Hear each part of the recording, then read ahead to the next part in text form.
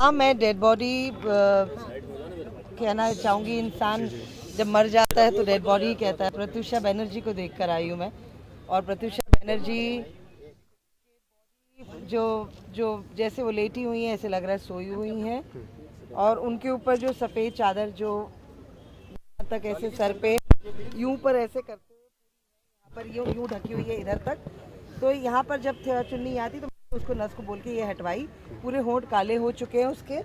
माथे में यहाँ पर सिंदूर है बहुत ताज़ा उस पर, और सिंदूर वो है जो निकला नहीं है, लाल कलर का सिंदूर है पूरा माथे में। उसके जो पुराने बॉडी मार्क्स जो शरीर के थे वो चेहरे पे थे, कोई फ्रेश बॉडी मार्क्स नहीं है। गला नहीं देख पाई हूँ, जहाँ से उसने जो रस्सी का वो किया है वो ढका हुआ था इस करके यहाँ तक के लिए। तो नर्स को बोल करके भी किया पर वो बांध चुके हैं ऑलरेडी।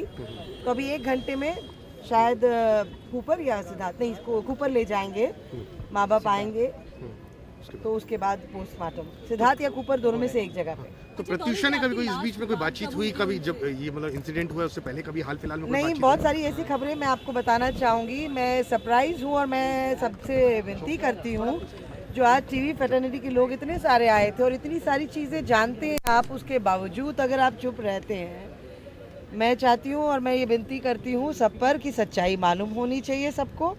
और आपके पास जो जो एविडेंस के तौर पे कुछ चीज़ें हैं तो वो आप प्लीज़ मीडिया के माध्यम से या फिर पुलिस दीपक जी के पटांगरे जी जो हैं उनको तुरंत आप इसमें एविडेंस के तौर पे आप करिए। क्योंकि सलोनी शर्मा करके एक महिला है जिनकी जो एक्स है राहुल की, राहुल मैं तुम्हारे बारे में बात इसीलिए कर रही हूँ क्योंकि ताज्जुब हो रहा है, तुम्हारे जैसा एक अच्छा इंसान जो तुम अपने आप को, मैं मिली हूँ तुमसे, मैं मीडिया के माध्यम से तुम्हें ये मैसेज पहुँचाना चाह रही हूँ।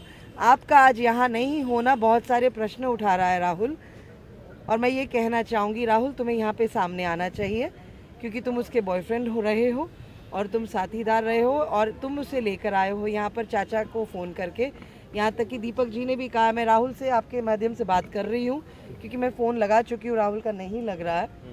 मैं ये चाहूँगी राहुल सामने आए क्योंकि आप एक प्रश्न चिन्ह हो और फिर आप ये मैसेज गलत सोसाइटी में जाएगा कि कहीं कुछ ऐसा गलत ना हुआ हो।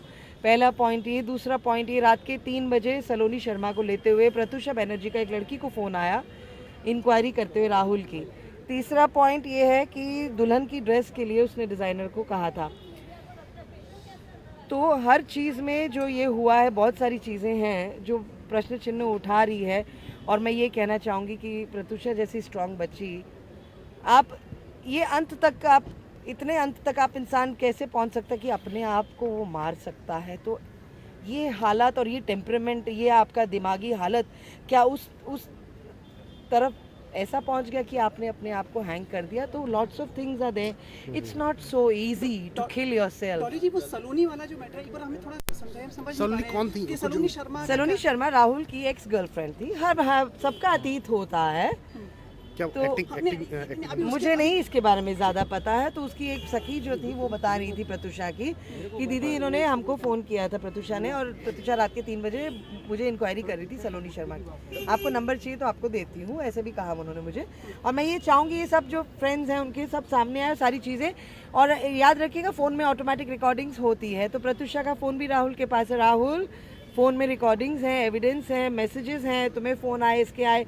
Rahul please request to you, बेटा सामने आओ और बात करो और please face, because Dilip ji inspector is looking for you and he wants to talk to you.